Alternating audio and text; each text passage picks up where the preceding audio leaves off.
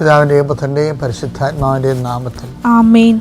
പ്രത്യക്ഷ പ്രാർത്ഥന നമുക്ക് പ്രാർത്ഥിക്കാം. അമ്മേ പരിശുദ്ധമ്മേ, അമ്മേ പരിശുദ്ധമേ, ദേവമാതാവേ, ദൈവമാതാവേ, കൃപാസനത്തിലൂടെ ഞങ്ങൾക്കും ഞങ്ങളുടെ ദേശത്തിനും അമ്മ മധ്യസ്ഥം തേടി തന്ന എല്ലാ അനുഗ്രഹങ്ങൾക്കും കൃപകൾക്കും ഞങ്ങളിപ്പോൾ ഹൃദയം നിറഞ്ഞ നന്ദി പറയുന്നു. അമ്മേ പരിശുദ്ധമ്മേ, അമ്മേ പരിശുദ്ധമേ, ദൈവമാതാവേ, 2004 ഡിസംബർ 7 തീയതി ഉച്ചകഴിഞ്ഞ് 2:30 കൃപാസനത്തിൽ സംഭവിച്ച അമ്മയുടെ പ്രത്യക്ഷപ്പെട്ട തിരുസഭയ്ക്ക് സമർപ്പിച്ചിരിക്കുന്ന പഠനരേഖകളുടെ മേൽ സഭാത്മകമായ പഠനം ആരംഭിക്കുവാൻ ഞങ്ങൾ പ്രാർത്ഥിക്കുന്നു. അമ്മേ പരിശുദ്ധമേ, അമ്മേ പരിശുദ്ധമേ, ഭൂസ്വർലോകങ്ങളുടെ രാജ്ഞിയായ അങ്ങേയ്ക്ക് ഭൗമ സംരക്ഷണത്തിനായി പ്രപഞ്ചപ്രകൃതിയെ തന്നെ തിരുസഭ പ്രതിഷ്ഠിക്കുവാൻ ഈ പ്രത്യക്ഷീകരണം വഴി ഇടയാക്കണമേ. പരിശുദ്ധമേ, ജപമാല മാതാവേ, സകല കൃപാസനം പ്രാർത്ഥനയോടും ചേർത്ത് ഞങ്ങളിപ്പോൾ പ്രാർത്ഥിക്കുന്ന ഈ കുടുംബത്തിന്റെ പ്രത്യേക നിയോഗം പറമക്കളെ.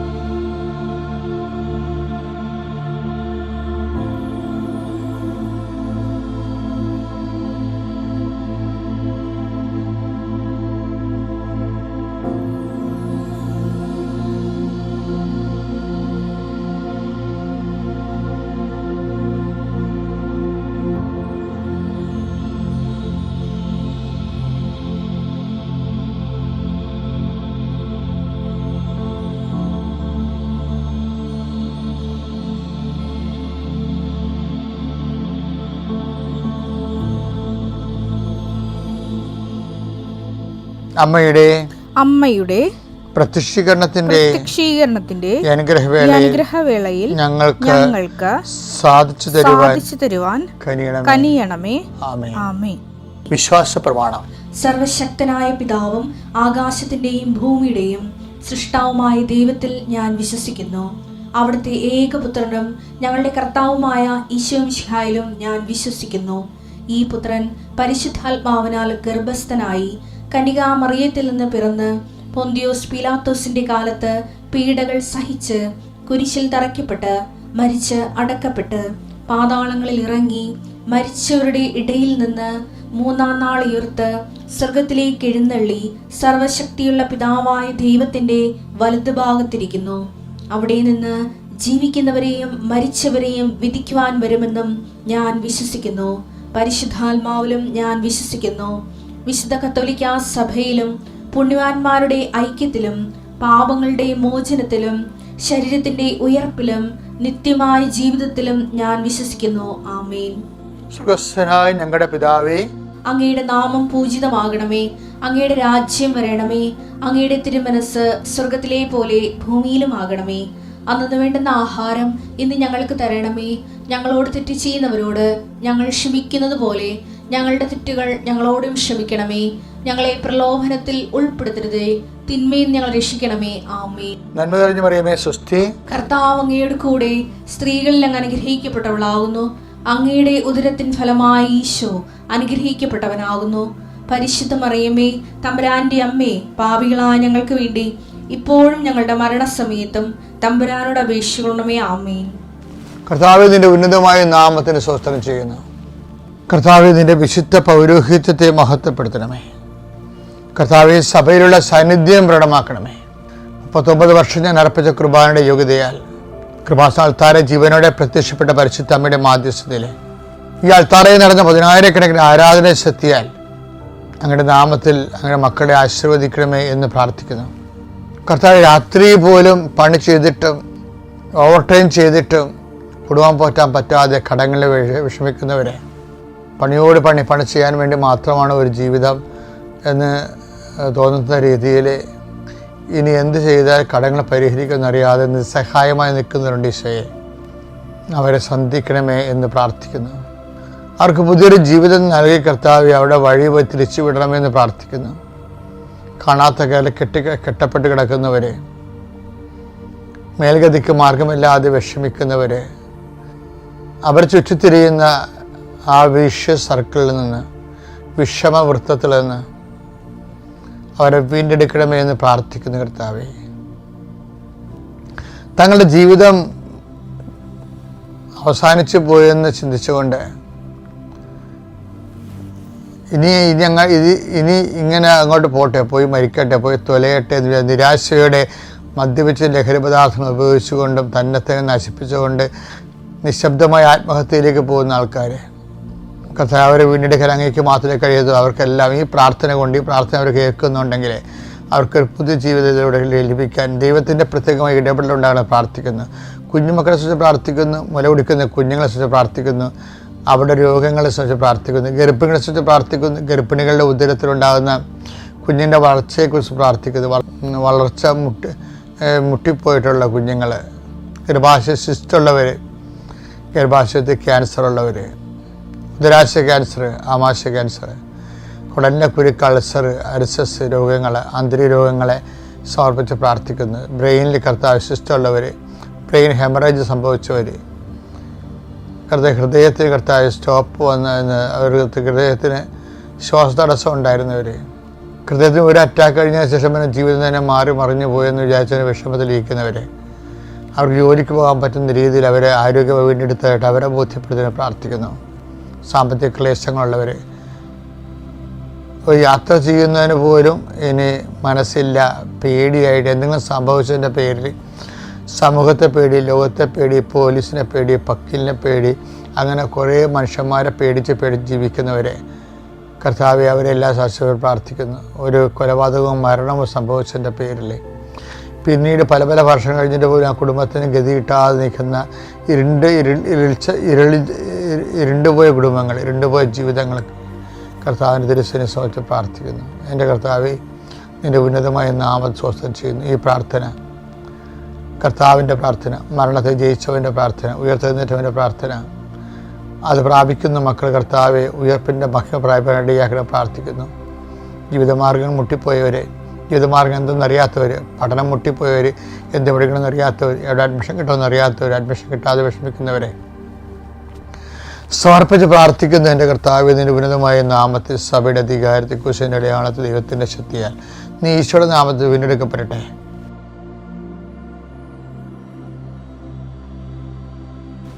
ഈ ഉടമ്പടി ധ്യാനത്തിൻ്റെ അതാത് ദിവസങ്ങളിലുള്ള ഒരു ഹ്രസ്വ സൂത്രവാക്യങ്ങളാണ് പലപ്പോഴും ജീവിതത്തെ മേൽഗതി ലഭിക്കുന്നതിന് വേണ്ടി നമ്മുടെ ഡെയിലി ബ്രെഡിൽ നിങ്ങളോട് പങ്കുവെക്കുന്നത്. ബൈബിൾ മൊത്തം നോക്കുമ്പോൾ ബൈബിളിനെ വിളിക്കുന്ന പേര് ഉടമ്പടി പുസ്തകം എന്നാണ്. ബൈബിൾ തന്നെ ഒരു ഉടമ്പടി പുസ്തകമാണ്. 2 രാജാക്കന്മാർ 23:3 എഴുതുക. സ്തംഭത്തിന് സമീപം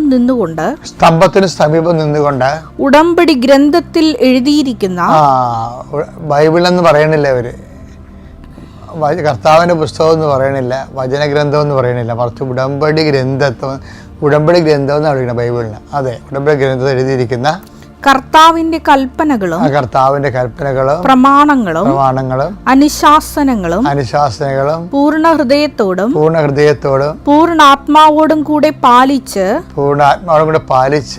അവിടുത്തെ പിന്തുടർന്നു കൊള്ളാമെന്ന് രാജാവ് കർത്താവുമായി ഉടമ്പടി ചെയ്തു. അത്രേ ഉള്ളൂ. ഉടമ്പടി അത്രേ ഉള്ളൂ. എന്താണ്? ദൈവത്തിൻ്റെ വചനങ്ങൾ അനുസരിച്ച് ജീവിച്ചു കൊള്ളാവുന്നു. എന്ന് വെച്ച് കഴിഞ്ഞാൽ നമ്മുടെ അതിൻ്റെ ആ ക്യാപിറ്റൽ വേർഷനിൽ നിന്നാണ് മരിയൻ ഉടമ്പടി ശാഖ എടുത്തിരിക്കുന്നത്. നമ്മളെന്താണ് അമ്മ പറയണത് എന്താണ്? ഇല്ലായ്മകൾ പരിഹരിക്കാൻ അവൻ പറയണ പോലെ ചെയ്യുക, കർത്താവിൻ്റെ കൽപ്പന പ്രമാണങ്ങൾ അനുസരിക്കുക എന്നതിൻ്റെ അർത്ഥം. അതിൻ്റെ ഓരോരോ പ്രാദേശികമായ വിഷയങ്ങളിൽ പ്രാദേശികമായ രീതിയിൽ അത് നമ്മൾ പരിഹരിച്ചും അനുവർത്തിച്ചും പോകും. ബൈബിൾ എന്താണ്? ഉടമ്പടി പുസ്തകമാണ്. പുറപ്പാട് 24:7-8 എടുത്തേ. അനന്തരം ഉടമ്പടി ഗ്രന്ഥം എടുത്ത്, അവിടെ കണ്ട പുറപ്പാട് 24 പറയണത് എന്താണ്? ഉടമ്പടി ഗ്രന്ഥം എടുത്ത് ജനങ്ങൾ കേൾക്കെ വായിച്ചു. ബൈബിൾ എന്നല്ല പറയണത്, ഉടമ്പടി ഗ്രന്ഥം എന്ന് പറയണത്. കാര്യം ഈ ബൈബിളിൽ മൊത്തം ഉടമ്പടിയുടെ ഫോർമാറ്റിലാണ് എഴുതിയിരിക്കുന്നത്. എന്തിനാണത്? ഈ പ്രവാചകന്മാർ വന്നതും പോയതും എല്ലാം എന്തിനാണ്? ജനങ്ങൾ ഉടമ്പടി പാലിക്കുന്നുണ്ടോ? ഉടമ്പടി പാലിക്കുന്നുണ്ടോ വെച്ചാൽ ഉടമ്പടി എന്തൊക്കെ വേണം? ഉടമ്പടി 3 കാര്യങ്ങൾ വേണം. എന്തൊക്കെ വേണം? ഫെയ്ത്ത്ഫുൾനെസ് വേണം, ദൈവത്തോട് വിശ്വസ്തത വേണം, പിന്നെ എന്ത് വേണം? ഒബീഡിയൻസ് വേണം, അനുസരണ വേണം. അപ്പം വിശ്വസ്തത, അനുസരണ, പിന്നെ എന്താ വേണ്ടത്? അതുപോലെ തന്നെ റിലേഷൻഷിപ്പ്, ദൈവമായിട്ടുള്ള ബന്ധം. ഇത്രയും കാര്യങ്ങൾ ഉടമ്പടി കാതൽ. അപ്പോൾ ഫെയ്ത്ത്ഫുൾനെസ് വേണം, ഒബീഡിയൻസ് വേണം, റിലേഷൻഷിപ്പ് വേണം. അതായത് വിശ്വസ്തത വേണം, അനുസരണ വേണം, അതുപോലെ തന്നെ ദൈവത്തോട് ബന്ധം വേണം. അതിന് ആണ് നമ്മൾ ഉടമ്പടിയുടെ ഓരോ ഫോർമുല നമ്മൾ അത് ആക്ടിവേഷൻ പ്രിൻസിപ്പിളിൽ നമ്മൾ അവൻ പറയണ പോലെ ചെയ്യുന്നതിൽ ആ ഓരോ കാര്യങ്ങൾ അടയാളപ്പെടുത്തിയിരിക്കുന്നത്. അപ്പോൾ നിങ്ങൾ ഉപ്പ് ഉപയോഗിക്കണമെന്ന് പറഞ്ഞ ഉടമ്പടിയിൽ ആ ബൈബിളിലൂടെ ഉപ്പുള്ളതാ, ഉപ്പ് ഉപയോഗിക്കുന്നതാണ്. അതിന് വിശ്വാസ പ്രയോഗമെന്ന് പറയും. വിശ്വാസം തന്നെ വിശ്വാസികൾ പ്രാർത്ഥിക്കാം, വിശ്വാസം പ്രഖ്യാപിക്കാം, വിശ്വാസം പ്രയോഗിക്കാം. അപ്പോൾ നിങ്ങൾ ഇത് അതുകൊണ്ട് ഞാൻ വിശ്വാസ പ്രമാണം ചെല്ലിക്കുക വേണം ഉടമ്പടി ഉപയോഗിക്കുക എന്ന് പറഞ്ഞതിൻ്റെ കാരണം വിശ്വാസത്തെ പ്രഖ്യാപിക്കണത് ആ പ്രയോഗത്തിലൂടെ നടക്കുന്നത് പ്രഖ്യാപനമാണ്. അപ്പോൾ ഇതൊക്കെ അറിഞ്ഞു വേണം നമ്മൾ അതിൻ്റെ ശാസ്ത്രീയമായ വിഷയങ്ങൾ ആത്മീയ ബൈബിൾ ശാസ്ത്രപ്രകാരം ചെയ്യാൻ വേണ്ടി. ഇപ്പം ഉദാഹരണം ബൈബിളെല്ലാം അങ്ങനെ ഇതെല്ലാം നോട്ട് ബൈ മേറ്റിൽ നടക്കേണ്ടതാണ്. ബൈബിൾ ഉടമ്പടിയുടെ അടിസ്ഥാന സൂത്രവാക്യം, രക്ഷയുടെ സൂത്രവാക്യം എന്താ? രക്ഷ മനുഷ്യരാശി പ്രാപിക്കുന്നതിന് വേണ്ടിയാണല്ലോ ദൈവം ഉടമ്പടി കൊണ്ടുവന്നത്. അപ്പോൾ രക്ഷയുടെ അടിസ്ഥാന സൂത്രവാക്യം എന്താ? Not by merit but by grace. അത് എഫെസ് 2:8 നിൻ്റെ കഴിവല്ല എൻ്റെ കൃപയെന്ന്. അപ്പം ഈ എൻ്റെ കൃപയെന്നുള്ള വിഷയം നമ്മുടെ കഴിവ് 0 മാറുമ്പോഴും അപ്രസ്തുതമാകുമ്പോഴും അത് അപര്യാപ്തം, കഴിവുകൾ അപര്യാപ്തമായി വരുമ്പോഴാണ് ശരിക്കും ഉടമ്പടി ആവശ്യമായി വരണത്. എൻ്റെ പേര് IB ജെയ്സൺ. ഞാൻ അയർലൻഡിലെ വാട്ടർഫോർഡ് എന്ന സ്ഥലത്തു നിന്ന് വരുന്നു. ഞാൻ ആദ്യമായി ഉടമ്പടി എടുത്തത് 2023 ഏപ്രിൽ 4-ാം തീയതിയാണ്. അപ്പോൾ ഞാൻ ഉടമ്പടി എടുക്കാൻ കാരണം എൻ്റെ കുഞ്ഞിന് സംസാരത്തിന് ചെറിയ പ്രശ്നം ഉണ്ടായിരുന്നു. അത് ഞാൻ പിന്നെ സാക്ഷ്യപ്പെടുത്തുന്നതാണ്. അതിൻ്റെ ഇടയ്ക്ക് എനിക്ക് മാതാവ് തന്നിട്ടുള്ള കുറച്ച് അനുഗ്രഹങ്ങളെ പറ്റിയാണ് ഞാനിവിടെ സാക്ഷ്യപ്പെടുത്തുന്നത്. അപ്പോൾ ഞാനിവിടെ ഉടമ്പടി എടുക്കാൻ വരുന്നതിന് 2 ആഴ്ച മുമ്പാണ് ഞാൻ നാട്ടിൽ വന്നത്. അപ്പോൾ നല്ലൊരു ധ്യാനം കൂടണമെന്ന് ആഗ്രഹം ഉണ്ടായിരുന്നു. അപ്പം അതിന് തൊട്ട് മുമ്പാണ് ഒരു 2022 നവംബറിലൊക്കെയാണ് എൻ്റെ ഫോണിൽ യാദൃശ്യമായിട്ട് യൂട്യൂബിൽ ഞാനൊരു സാക്ഷ്യം കണ്ടു കൃപാസനത്തിലെ. പക്ഷേ ഞാൻ നേഴ്സായിട്ടാണ് അയർലൻഡ് വർക്ക് ചെയ്യുന്നത് കഴിഞ്ഞ 17 വർഷമായിട്ട്. അപ്പം ഇവിടെ സാക്ഷ്യപ്പെടുത്തിയ സാക്ഷ്യം ഞാൻ കണ്ടത് ഇവിടുത്തെ ഉടമ്പടി പത്രം കത്തിച്ച് കഴിച്ചു എന്നുള്ളതാണ്. എൻ്റെ നേഴ്സിൻ്റെ സയൻറ്റിഫിക് റീസൺ വെച്ചിട്ട് എനിക്കത് വിശ്വസിക്കാൻ പറ്റിയില്ല. പിന്നീട് ഞാൻ നമ്മുടെ ധന്യ മേരി വർഗീസിൻ്റെ സാക്ഷ്യം എഗൈൻ എൻ്റെ ഫോണിൽ ഞാൻ കണ്ടു. അപ്പം ഞാൻ പറഞ്ഞു ഇത് ഫേക്കാണ്, ഇത് റിയലല്ല. അങ്ങനെ എന്നെ പിശാച് എന്നെ മാതാവിൽ നിന്ന് അകറ്റിക്കൊണ്ടിരുന്നു. അതിനുശേഷം എൻ്റെ ചേച്ചിയുമായിട്ടൊരു ദിവസം സംസാരിച്ചപ്പോൾ എൻ്റെ ചേച്ചി എന്നോട് പറഞ്ഞു, എൻ്റെ ഒരു ആൻറ്റി, എൻ്റെ അമ്മയുടെ അനിയത്തി ഇങ്ങനെ ആലപ്പുഴയിൽ മാതാവ് പ്രത്യക്ഷപ്പെട്ട ഒരു പള്ളിയുണ്ട്, അപ്പം അവിടെ പോകുന്നുണ്ട്, അവിടെ ഭയങ്കര അത്ഭുതങ്ങളാണ് എന്ന് പറഞ്ഞു. അപ്പം ഞാൻ പറഞ്ഞു അയർലൻഡിൽ നോക്കിൽ മാതാവ് പ്രത്യക്ഷപ്പെട്ടിട്ടുണ്ട്, ഫാത്തിമയിൽ പ്രത്യക്ഷപ്പെട്ടിട്ടുണ്ട്, ലൂർദിൽ പ്രത്യക്ഷപ്പെട്ടിട്ടുണ്ട്, ആലപ്പുഴയിൽ പ്രത്യക്ഷപ്പെട്ടതായിട്ട് ഞാൻ ഇതുവരെ കേട്ടിട്ടില്ല. എഗൈൻ എന്നെ പിശാച് മാറ്റിക്കൊണ്ടിരുന്നു. അങ്ങനെ ഞാൻ മാർച്ച് അവസാനം നാട്ടിൽ വന്ന് കൃപാഭിഷേക ധ്യാനം കൂടി നന്നായിട്ടൊന്ന് കുമ്പസാരിക്കാൻ പറ്റി. അപ്പോൾ ഞാൻ നാട്ടിൽ വന്നപ്പോൾ ആൻറ്റീനെ കാണാൻ പോയി. ആൻറ്റിയും ആൻറ്റിയുടെ ഹസ്ബൻഡും എന്നെ നിർബന്ധിച്ചു ആലപ്പുഴയിൽ വരാൻ വേണ്ടി. ഞാൻ വീട്ടിൽ പോയി ആലോചിച്ചു. ഞാൻ വിചാരിച്ചു എനിക്ക് നിയോഗം ഉടമ്പടി നിബന്ധനകൾ പാലിക്കാൻ പറ്റത്തില്ലായിരിക്കും അയർലൻഡിൽ. അപ്പം ഞാൻ വേണ്ടെന്ന് വെച്ചു. പിന്നെ ഞാൻ തിരിച്ചു പോകുന്നത് ഈസ്റ്ററിൻ്റെ പിറ്റേ ദിവസം തിങ്കളാഴ്ചയാണ്. അപ്പം ആ തിങ്കളാഴ്ച, ഈസ്റ്ററിൻ്റെ തലേ തിങ്കളാഴ്ച, പെസഹ തിങ്കളാഴ്ച ഞാൻ ആൻറ്റീനെ വീണ്ടും യാദൃശ്യമായിട്ട് കാണാനിടയായി. അപ്പോൾ ആൻറ്റി എന്നോട് പറഞ്ഞു നീ ഉറപ്പായിട്ടും പോകണം, പോയിട്ടേ പോകാമുള്ളൂ. അങ്ങനെ ഞാൻ അന്ന് പക്ഷേ ഞാൻ പറഞ്ഞു ആൻറ്റി എനിക്ക് പറ്റില്ല, ഞാൻ എൻ്റെ വീട്ടിൽ പോകണം 2 ദിവസത്തേക്ക്, ഞാൻ തിരിച്ചു പോകുന്നതിന് മുമ്പായിട്ട്. അപ്പം ആൻറ്റി നിർബന്ധിച്ചു. ഞാൻ എൻ്റെ വീട്ടിൽ പോയതിന് ശേഷം ഹസ്ബൻഡ് വീട്ടിലാണ്. പക്ഷേ മാതാവ് മാനസികമായിട്ട് ആത്മീയമായിട്ട് ഒരുങ്ങിയതുകൊണ്ടാവാം മാതാവ് എന്നെ വിടാൻ തയ്യാറല്ലായിരുന്നു അയർലൻഡിലേക്ക് ഇവിടെ വരാതെ. അങ്ങനെ ഒരു ദിവസം പെസഹ ബുധനാഴ്ച രാവിലെ ഹസ്ബൻഡ് പറഞ്ഞു ഞാൻ വന്നോളാം, നിന്നെ കളക്ട് ചെയ്തോളാം, ഇവിടെ കൊണ്ടുവരാം. അങ്ങനെ പെസഹ ബുധനാഴ്ച ഞാൻ ഇവിടെ വന്നു, ഉടമ്പടി എടുത്തു. അപ്പം പ്രശ്നം എന്താണെന്ന് വെച്ച് കഴിഞ്ഞാൽ, ഞാൻ പെസഹ ബുധനാഴ്ച അന്ന് വന്നില്ലായിരുന്നുവെങ്കിൽ വ്യാഴം, ദുഃഖവെള്ളി, ദുഃഖശനി, ഈസ്റ്റർ ഇവിടെ ഇല്ല, ഉടമ്പടിയില്ല. പിന്നെ ഞാൻ ഈസ്റ്ററിന് തിങ്കളാഴ്ച ഞാൻ രാവിലത്തെ 10 മണിക്കത്തെ ഫ്ലൈറ്റിന് തിരിച്ചു പോവുകയാണ്. അപ്പം ഞാൻ ഇവിടെ വന്ന് ഞാനും എൻ്റെ ഹസ്ബൻഡും എൻ്റെ കൊച്ചും കൂടെ വന്ന് ഉടമ്പടി എടുത്തു. ഉടമ്പടിനെ പറ്റി യാതൊരു ധാരണയും എനിക്കില്ലായിരുന്നു. ഞാൻ ക്ലാസ് കൂടി ഇവിടെ വന്നു. അപ്പം ഞാനിവിടെ വരുമ്പം എനിക്ക് 2 മുട്ടിനും വേദനയുണ്ട്. അപ്പോൾ ഈ 2 മുട്ടിനും വേദന ഒരു 6 മാസമായിട്ടുണ്ട്. ഞാനവിടെ ഡോക്ടറെ കാണിച്ചു. അപ്പോൾ ഡോക്ടർ പറഞ്ഞു ഇത് ടെൻഡനൈറ്റിസ് ആണ്, പ്രൊലോങ് സ്റ്റാൻഡിങ് കൊണ്ടാണ്. 2 ആഴ്ച അടുപ്പിച്ച് നീ പെയിൻ കില്ലർ കഴിക്കുക, പെയിൻ കില്ലർ കഴിച്ച് കഴിയുമ്പോൾ നിൻ്റെ വേദന പോകും. ഞാൻ പറഞ്ഞു ഇല്ല, ഞാൻ കഴിക്കില്ല, ഞാനൊരു പാരസെറ്റമോളും മുഴുവൻ കഴിക്കാത്ത ആളാണ്, ഞാൻ കഴിക്കില്ല. ഞാൻ ആ വേദനയായിട്ട് നടന്നു. ഇവിടെ വന്നു, അവിടെ കൗണ്ടറിൽ ഞാൻ ടോക്കൺ എടുത്തു. എന്നോട് പറഞ്ഞു 2ാം നിലയിലാണെന്ന്. ഞാൻ വിചാരിച്ചു ഞാൻ എങ്ങനെ കയറും. അങ്ങനെ ഞാൻ വിഷമിച്ചു. എനിവേ കയറാമെന്ന് വെച്ചു. നോക്കിയപ്പോൾ ലിഫ്റ്റൊന്നുമില്ല. ഞാൻ കയറാൻ തയ്യാറായി. ഞാൻ ഓരോ സ്റ്റെപ്പ് വെച്ചു. മാതാവ് എന്നെ കൊണ്ടുപോയി. ഒരു വേദനയും കൂടാതെ ഞാൻ 2ാമത്തെ ഫ്ലോറിൽ പോയി ധ്യാനം കൂടി. തിരിച്ചിവിടെ വന്ന് മാതാവിൻ്റെ അടുത്ത് വന്ന് നമ്മുടെ നിയമങ്ങൾ ആദ്യത്തെ ഉടമ്പടിക്ക് സമർപ്പിക്കുമല്ലോ. അവിടെ വെച്ച് അവരെന്നോട് പറഞ്ഞു, ഇവിടെ പറയുമല്ലോ ആർക്കെങ്കിലും നിൽക്കാൻ ബുദ്ധിമുട്ടുണ്ടെങ്കിൽ, മുട്ടിന് വേദനയുണ്ടെങ്കിൽ നിങ്ങൾ നിന്നോളൂ എന്ന്. ഞാൻ മാത്രം അന്ന് വന്നവരിൽ ഏറ്റവും പ്രായം കുറഞ്ഞ ഞാനായിരുന്നു. ഞാൻ നിന്നാണ് ഇവിടെ മാതാവിൻ്റെ ഉടമ്പടി പൂർത്തിയാക്കിയത്. പക്ഷേ തിരിച്ച് വീട്ടിൽ പോയപ്പോഴോ, ഫ്ലൈറ്റേ കയറിയപ്പോഴോ, സ്റ്റെപ്പ് കയറുന്നതിനോ പിന്നെ എനിക്ക് ആ മുട്ടുവേദന ഉണ്ടായിട്ടേ ഇല്ല. അതാണ് എൻ്റെ 1ാമത്തെ സാക്ഷ്യം. എൻ്റെ 2ാമത്തെ സാക്ഷ്യം എന്ന് പറയുന്നത്, ഞാനിവിടെ ആദ്യത്തെ ഉടമ്പടി എടുക്കാൻ വന്നു.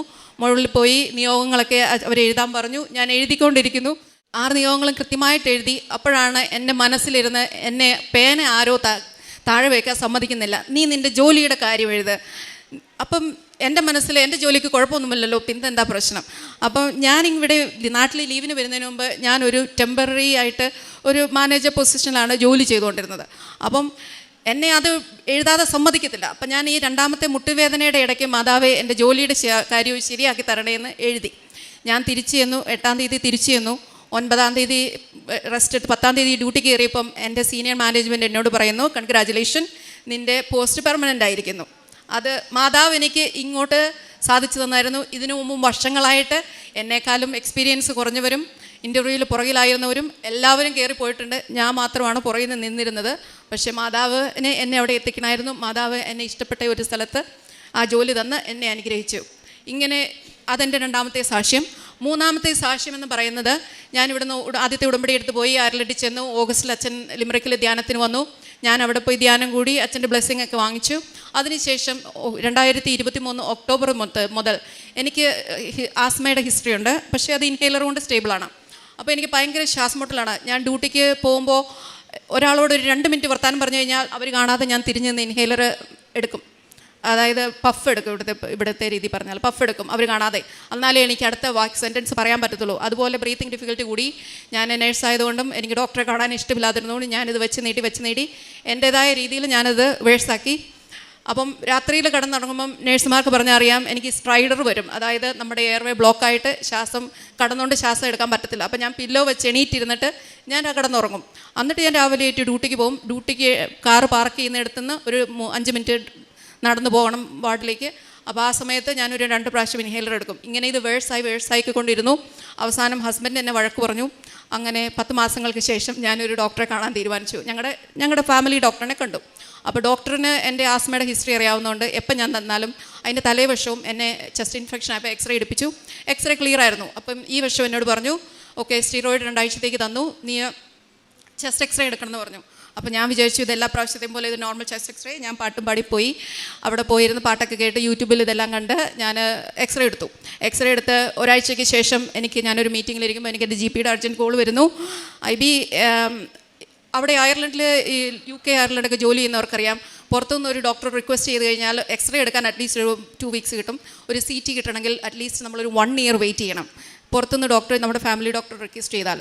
എൻ്റെ കേസിൽ ഈ എക്സ്റേ അവിടുത്തെ എക്സ്റേ എല്ലാ റിസൾട്ടും ടെക്നീഷ്യൻസ് എക്സ്റേ എടുത്തതിന് ശേഷം അവിടുത്തെ റേഡിയോളജി കൺസൾട്ടൻറ്റ് ഇത് കണ്ട് ഇതിൻ്റെ റിപ്പോർട്ട് പ്രിൻ്റ് ചെയ്ത് സൈൻ ചെയ്തതിന് ശേഷമാണ് അപ്രൂവ് ആകത്തുള്ളൂ. അങ്ങനെ അവർ കണ്ടു, അപ്രൂവ് ചെയ്തു. അവരെൻ്റെ GPനെ വിളിച്ചു പറഞ്ഞു, അവൾക്ക് ഞങ്ങൾ എഴുതിയേക്കുന്നത് I am directly arranging a CT thorax for clarification ആണ് എഴുതിയത്. അതായത് റേഡിയോളജി കൺസൾട്ടൻറ്റ് തന്നെ എനിക്ക് വേണ്ടി നേരിട്ട് അർജൻറ്റായിട്ട് CT thorax ഇത് ചെയ്തു. അപ്പോൾ ഇതെന്നെ എൻ്റെ ഡോക്ടർ വിളിച്ച് പറഞ്ഞു, എനിക്ക് പേടി വന്നു. പക്ഷേ ഞാൻ എന്താ പറയുന്നത്, ഞാനിത് ആരോടും പറഞ്ഞില്ല. ഞാൻ ആരുടെയും മുമ്പിൽ ഞാൻ കരഞ്ഞില്ല, ഞാൻ ആരോടൊന്നും പറഞ്ഞില്ല. ഞാൻ മാതാവിൻ്റെ അടുത്ത് പോയി പറഞ്ഞു, അമ്മേ നീ മാത്രമേ ഉള്ളൂ എനിക്ക് എന്ന് പറഞ്ഞു. അപ്പോൾ എൻ്റെ പേടി എന്നാന്ന് ചോദിച്ചു കഴിഞ്ഞാൽ ഞാൻ എങ്ങനെ എൻ്റെ ഹസ്ബൻഡിനോട് പറയും. അപ്പോൾ ഞാൻ വീട്ടിൽ ചെന്നപ്പോൾ ഓൾറെഡി ബൈ പോസ്റ്റിൽ ലെറ്റർ വന്നിട്ടുണ്ടായിരുന്നു. അപ്പം ഹസ്ബൻഡ് ചോദിച്ചു, എല്ലാം പോയല്ലേ, തീർന്നല്ലേ എന്ന് ചോദിച്ചു. അപ്പോൾ ഞാൻ പറഞ്ഞു, ഇല്ല അത് കുഴപ്പമില്ല, അത് ചുമ്മാ ഒരു ക്ലാരിഫിക്കേഷൻ വേണ്ടിയിട്ടാണ് എന്ന് നിസ്സാരമാക്കി വിട്ടു. പക്ഷേ ഞാൻ എൻ്റെ പ്രാർത്ഥന ഭയങ്കരമായിട്ട് ഞാൻ കൂട്ടി. മാതാവിനോട് പറഞ്ഞു, മാതാവ് നീ എൻ്റെ കൂടെ വന്നാൽ മാത്രമേ ഇത് കാര്യങ്ങൾ നടക്കത്തുള്ളൂ. എനിക്ക് എൻ്റെ ചെസ്റ്റ് എക്സ്റേയിൽ ഉണ്ടായിരുന്ന ചെസ്റ്റ് എക്സ്റേയിൽ അവരെഴുതിയത് ഞാൻ നിങ്ങളെ വായിച്ച് കേൾപ്പിക്കാം. അവരെഴുതിയിരുന്നത്, nodular opacity overlying the posterior left fifth rib likely represents composite shadow of vascular structures എന്ന് പറഞ്ഞു കഴിഞ്ഞാൽ എൻ്റെ ഇടത് സൈഡിലുള്ള 5ാമത്തെ വാരിയെല്ലിന് മുകളിലായിട്ട് നോഡ്യൂൾസ് ഉണ്ട്, അതായത് ചെറിയ ചെറിയ മുഴകളുണ്ട്. അതുപോലെ നമ്മുടെ ഈ പൾമോണറി ആർട്ടറി ഇങ്ങനെയുള്ള ഈ വെയിൻസ് ഒക്കെ ഉണ്ടല്ലോ, ഇതെന്തോ മുഴകൾ കാരണം ഇതിങ്ങനെ ചുരുങ്ങുവാണ്. അപ്പം അതിന് വേണ്ടിയിട്ടാണ് അവരെന്നെ പക്ഷേ അവർ ക്ലിയർലി പറയുന്നുണ്ട്, but that was evident in 2022 2022 chest x-ray ഇടുന്നപ്പം ഒന്നുമില്ലായിരുന്നു. അതുകൊണ്ട് അവരെന്നെ അർജൻറ്റായിട്ട് CT തൊറാക്സ് വിളിച്ചു. ഞാൻ CT തൊറാക്സിന് പോയി ഞാൻ ഡ്രൈവ് ചെയ്ത് പോയി. ഞാൻ പോകുന്നതിന് മുമ്പായിട്ട് ഞാൻ ചെയ്ത കാര്യങ്ങൾ, ഞാൻ എല്ലാ ദിവസവും രാത്രി കിടക്കുന്നതിന് മുമ്പ് എൻ്റെ ചങ്കിൽ, എൻ്റെ ചെസ്റ്റിൽ ഞാൻ ഉടമ്പടി തൈലം പിടിച്ച് പ്രാർത്ഥിക്കും. എൻ്റെ പ്രാർത്ഥന എനിക്ക് പറ്റുന്നപ്പോഴൊക്കെ എപ്പോൾ ബ്രേക്ക് കിട്ടിയാലും ഞാൻ മാതാവിനോട് പറയും. ഞാൻ വേറെ ആരോടും പറഞ്ഞില്ല. അതിനുശേഷം ഞാൻ എൻ്റെ തൊണ്ടയിലും ചെസ്റ്റിലും എല്ലാം തൈലം പൂശി പ്രാർത്ഥിക്കും. ഞാൻ എൻ്റെ ഉടമ്പടി ഓൺലൈനായിട്ട് റിന്യൂ ചെയ്തു. ഈ റിക്വസ്റ്റ് ഞാൻ ഇട്ടു, light A candle prayer request ഇട്ടു. അതിനുശേഷം ഞാൻ മാതാവിനോട് പറഞ്ഞു, മാതാവേ ഞാൻ വന്ന് സാക്ഷ്യം പറഞ്ഞോളാം. മാതാവ് എൻ്റെ കൂടെ CT റൂമിൽ വരണം. എനിക്ക് വേറെ ആരോടും പറയാനോ എൻ്റെ കൂടെ ആരെ കൊണ്ടുപോകാനോ എനിക്ക് താല്പര്യമില്ല. അപ്പം മക്കൾ സ്കൂളിൽ പോയേക്കുവാണ്, ഹസ്ബൻഡ് നൈറ്റ് കഴിഞ്ഞ് ഉറങ്ങുന്നു. ഈ CT കഴിഞ്ഞിട്ട് വേണം എനിക്ക് പോയി മക്കളെ പോയി കളക്ട് ചെയ്യാൻ. സാധാരണ CT തൊറാക്സ് ചെയ്യുമ്പോൾ അവർ IV ക്യാനിലിട്ട് കോൺട്രാസ്റ്റ് തരും. കോൺട്രാസ്റ്റ് എന്ന് പറഞ്ഞാൽ ഇഞ്ചക്ഷൻ ഡൈ തരും. ഞാൻ മാതാവിനോട് പ്രാർത്ഥിച്ചു, മാതാവേ ഡൈ ഇട്ട് കഴിഞ്ഞാൽ എനിക്ക് മക്കളെ കളക്ട് ചെയ്യാൻ പറ്റില്ല, അതുകൊണ്ട് മാതാവ് അതെങ്ങനെയെങ്കിലും മാറ്റി തരണം. അവിടെ ചെന്ന് ഞാൻ ഒന്നാമതായിട്ട് ആദ്യത്തെ ആഫ്റ്റർനൂൺ സെക്ഷനിൽ ആദ്യമായിട്ട് ഫസ്റ്റ് ഡോക്ടർ കിട്ടി. അവരെന്നെ ക്യാനിലിടാൻ കൊണ്ടുപോയി. ക്യാനിലിടാൻ തുടങ്ങുന്നതിന് മരിയ എന്ന് പറയുന്ന ഒരു നേഴ്സായിരുന്നു. നേഴ്സ് ആദ്യം എന്നോട് പറഞ്ഞു, ഞാൻ ക്യാനിലിടാൻ പോകുമെന്ന് പറഞ്ഞതിന് ശേഷം പറഞ്ഞു, ഓക്കെ ഒരു മിനിറ്റ് വെയിറ്റ് ചെയ്യും, ഞാനൊന്ന് ഡോക്ടറോടൊന്നും കൂടി ചോദിക്കട്ടെ. എന്നിട്ട് പോയിട്ട് പറഞ്ഞു, ഇല്ല ക്യാനിലയുടെ ആവശ്യമില്ല, നിനക്ക് ഡൈയുടെ ആവശ്യമില്ല എന്ന് പറഞ്ഞു. അങ്ങനെ ആ ഒരു പ്രാർത്ഥന മാതാവ് മാറ്റി തന്നു. അങ്ങനെ ഇതെല്ലാം കഴിഞ്ഞ് മാതാവിൻ്റെ നമ്പറായ 6ാം നമ്പറിലാണ് അന്ന് ആഫ്റ്റർനൂണിൽ എന്നെ CT ചെയ്തത്. CT ചെയ്തപ്പോൾ ഞാൻ എൻ്റെ ഉടമ്പടി തൈലം എൻ്റെ കയ്യിൽ കൊണ്ടുപോയി. ഞാൻ CTയിൽ അവർ കാണാതെ ഞാൻ CTയിൽ ജാക്കറ്റ് ഊരി ടേബിളിൽ കിടക്കുന്നതിന് മുമ്പ് ആ CTയുടെ ടേബിളിൽ ഞാൻ കുരിശ് വരച്ച് ഉടമ്പടി തൈലം വെച്ച് വിശ്വാസ പ്രമാണം ചൊല്ലി. അതുപോലെ ഉടമ്പടി കാശിരൂപ ഞാൻ അവരോട് ചോദിച്ചു, എൻ്റെ കൈ പിടിച്ചോട്ടെ. അപ്പോൾ അവർ പറഞ്ഞു, ഇല്ല അതിൽ കൊളുത്തുണ്ട്, പറ്റത്തില്ല. ഞാൻ മാതാവിൻ്റെ ഉടമ്പടി കാശിരൂപത്തിൻ്റെ കൊളുത്ത് ഊറ്റി മാറ്റി. അവർ കാണാതെ എൻ്റെ കയ്യിൽ ഉടമ്പടി കാശിരൂപം ഞാൻ മുറുകെ പിടിച്ചതിന് ശേഷം ഞാൻ കയറി കിടന്നു. CT അവർ നിങ്ങൾക്കറിയാലോ, നിങ്ങൾ ആരെങ്കിലുമൊക്കെ CT എടുത്തിട്ടുണ്ടായിരിക്കും. അങ്ങനെ CT എടുത്തു, ഞാൻ കഴിഞ്ഞു, ഞാൻ വീട്ടിൽ വന്നു. ഞാൻ പോയി എൻ്റെ പിള്ളേരെ കളക്ട് ചെയ്തു. 2 ദിവസത്തിന് ശേഷം എൻ്റെ GPയുടെ ഡോക്ടർ കോൾ എനിക്ക് വന്നു, IB നത്തിങ് ടു വറി, എല്ലാം ക്ലിയറാണ്. അപ്പം അതിനുശേഷം പിറ്റേ ആഴ്ച ഞാനിവിടെ റിപ്പോർട്ട് പ്രിൻ്റ് ചെയ്ത് കൊണ്ടുവന്നിട്ടുണ്ട്. അപ്പം CTയിലെ റിപ്പോർട്ട് അവരെനിക്ക് പ്രിൻ്റ് ചെയ്ത് തന്നു. No size significant pulmonary nodule, അതായത് ചെറിയ ചെറിയ മുഴകൾ കണ്ടിരുന്നത് അവിടെ കാണാനേ ഇല്ല CTയിലെന്ന്. മാതാവ് എൻ്റെ കൂടെ വന്ന് ആ മുഴകൾ മാതാവ് തന്നെ എടുത്തു മാറ്റി. അതുപോലെ അവർ പറഞ്ഞു, അത് ഷാഡോയും സ്ട്രക്ചറും ഒക്കെ കണ്ടത് എൻ്റെ ഒരു റിബ് വേറൊരു റിബിൻ്റെ മുകളിൽ, അതായത് എൻ്റെ വാരിയല്ലല്ലേ സിസ്റ്റർ, വേറൊരു വാരിയലിൻ്റെ മുകളിൽ കയറിയിരിക്കുന്നതായിട്ടാണ് ഇപ്പോൾ കാണുന്നത്. അതിനൊന്നും ചെയ്യേണ്ട കാര്യമില്ല. ഈ കാണാവുന്ന എക്സ്റേ എല്ലാം എൻ്റെ ജീവിതത്തിൽ പല പ്രാവശ്യങ്ങളിൽ ചെസ്റ്റ് എക്സ്റേ എടുത്തിട്ടെങ്കിലും ഇതുവരെ ഇങ്ങനെ ഒരു വേറൊരു വാരിയലിൻ്റെ മുകളിൽ കയറിയിരിക്കുന്നതായിട്ട് ആരും എങ്ങും കണ്ടെത്തിയിട്ടില്ല. ഞാൻ 25 വർഷമായിട്ട് ഒരു നേഴ്സായിട്ട് ജോലി ചെയ്യുന്ന ആളാണ്. അപ്പോൾ ഇത് മാതാവ് നോഡ്യൂളിനെയും വാസ്കുലർ സ്ട്രക്ചറിനെയും എല്ലാം എടുത്തു മാറ്റി ഇങ്ങനെ ഒരു കാര്യമായിട്ട് മാറ്റിത്തന്നു. ഇതിന് എനിക്ക് ഒരു ട്രീറ്റ്മെൻറ്റ് ഞാൻ റേഡിയോളജിസ്റ്റിൻ്റെ അടുത്തും GPയുടെ അടുത്തും പോയി ചോദിച്ചു. എനിക്ക് ഇതിന് ഒരു ട്രീറ്റ്മെൻറ്റും വേണ്ട എന്ന് അവർ രണ്ടുപേരും പറഞ്ഞു. അങ്ങനെ ഒരു നോഡ്യൂൾ ഇല്ലാത്ത സ്ഥിതിക്ക് നീ ഫ്രീ ആണ്. ഈ ഒരു CT കഴിഞ്ഞതിന് ശേഷം എനിക്ക് ഇന്ന് വരെ ശ്വാസം മുട്ടലോ ആസ്മയോ ഒരു പ്രശ്നങ്ങളും ഉണ്ടായിട്ടില്ല. ഞാനിന്ന് ഫ്രീ ആയിട്ട് സ്റ്റെപ്പേൽ അപ്പ് ആൻഡ് ഡൗൺ ഓടിക്കയറുന്നു, ചാടിക്കിറക്കുന്നു, നടക്കാൻ പോകുന്നു, എൻ്റെ മക്കളുടെ കൂടെ ഞാൻ ഓടിക്കളിക്കുന്നു. എനിക്കൊരു കുഴപ്പമില്ല. എനിക്ക് ഇതിനു മുമ്പ് CT എക്സ്റേ പ്രശ്നങ്ങൾ ഉണ്ടായിരുന്ന സമയത്ത് ഞാൻ പറയുകയാണെങ്കിൽ ഞാൻ രാവിലെ താഴെ ഇറങ്ങി വന്നാൽ പിന്നെ ഞാൻ മുകളിലത്തെ നിലയിൽ പോകത്തില്ല, എന്ത് പ്രശ്നം വന്നാലും. അല്ലെങ്കിൽ മക്കളെയോട് പറഞ്ഞിട്ട് മക്കളെ കൊണ്ടാണ് ചെയ്യിക്കുന്നത്. അതുപോലെ ശ്വാസം മുട്ടലായിരുന്നു. നിങ്ങൾക്ക് പറഞ്ഞാൽ മനസ്സിലാവുമോ എന്ന് എനിക്കറിയത്തില്ല, പക്ഷേ ഞാനത് അനുഭവിച്ച ആളാണ്. ഞാനതിവിടെ സാക്ഷ്യപ്പെടുത്തുന്നു. പിന്നെ എൻ്റെ ആത്മീയ ജീവിതത്തിൽ വന്ന മാറ്റങ്ങൾ, ആത്മീയ ജീവിതത്തിൽ വന്ന മാറ്റങ്ങൾ എന്ന് പറഞ്ഞു കഴിഞ്ഞാൽ, ചെറുപ്പത്തിൽ നമ്മളെല്ലാവരും വളരെ ആത്മീയമായിട്ട് ജീവിച്ച ഒരാളാണ് ഞാൻ. എല്ലാ ദിവസവും പള്ളിയിൽ പോവുകയും ഒക്കെ ചെയ്തുകൊണ്ടിരുന്ന ആളാണ്. 3 മക്കളായി. Husband opposite shift. ഞങ്ങൾ തന്നെ പൈശാചികമായ ഇതിൽ ഞങ്ങൾ പോയി. ഞങ്ങൾക്ക് 2 പേർക്കും ഓഫുള്ള ദിവസം മാത്രമേ ഞങ്ങൾ 3 മക്കളെയായിട്ട് പള്ളിയിൽ ഞായറാഴ്ച പോകാറുണ്ടായിരുന്നുള്ളൂ. ഞങ്ങളെ പിശാച് ഞങ്ങളെ ദൈവത്തിൽ നിന്ന് അകറ്റി. ഞങ്ങളും റീസണും കണ്ടുപിടിച്ചു. ദൈവത്തിനെല്ലാം അറിയാമല്ലോ, ഈശോ എല്ലാം കാണുന്നുണ്ടല്ലോ, നമ്മുടെ തിരക്ക് മാതാവിനും ഈശോയ്ക്കും അറിയാമല്ലോ. പക്ഷേ അങ്ങനെയല്ല. ഈ തിരക്കുകളിൽ നിന്നും സമയം കണ്ടെത്താൻ ഇപ്പോൾ എനിക്ക് സാധിക്കുന്നു എന്നുള്ളതാണ് മാതാവ് ഈശോ തന്ന ഏറ്റവും വലിയ അനുഗ്രഹം.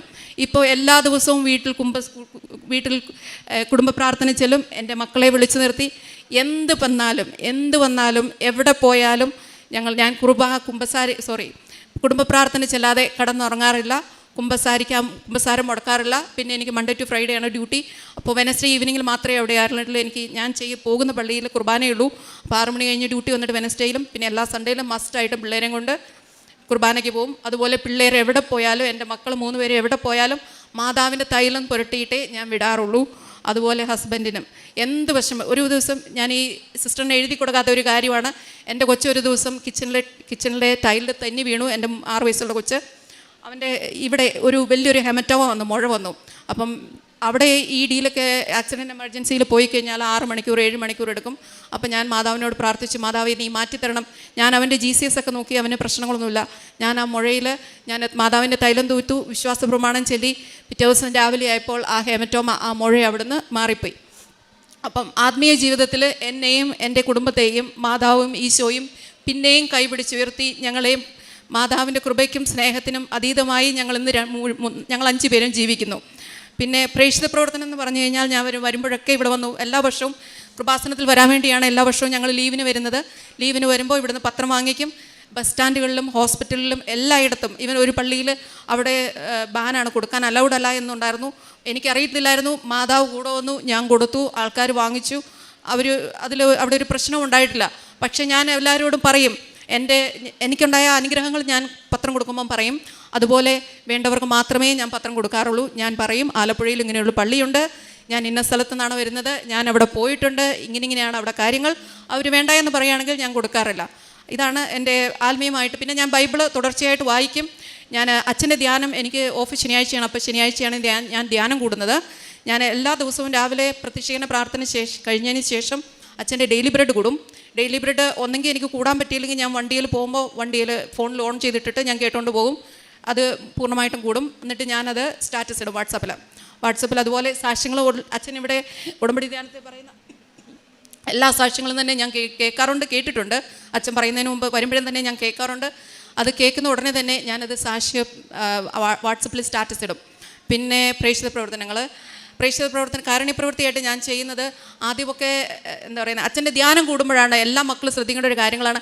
അച്ഛൻ്റെ ധ്യാനത്തിൽ നിന്നും ഇവിടുത്തെ സാക്ഷ്യത്തിൽ നിന്നുമാണ് ഉടമ്പടി എങ്ങനെ നന്നായിട്ട് കൊണ്ടുപോകാം, ആത്മീയമായി എങ്ങനെ നമുക്ക് മെച്ചപ്പെടാമെന്നൊക്കെ പഠിക്കുന്നത് അച്ഛൻ്റെ ധ്യാനത്തിൽ നിന്നും ഇവിടുത്തെ ഉടമ്പടി സാക്ഷ്യങ്ങളിൽ നിന്നുമാണ് എനിക്ക് മനസ്സിലാക്കാൻ പറ്റിയത്.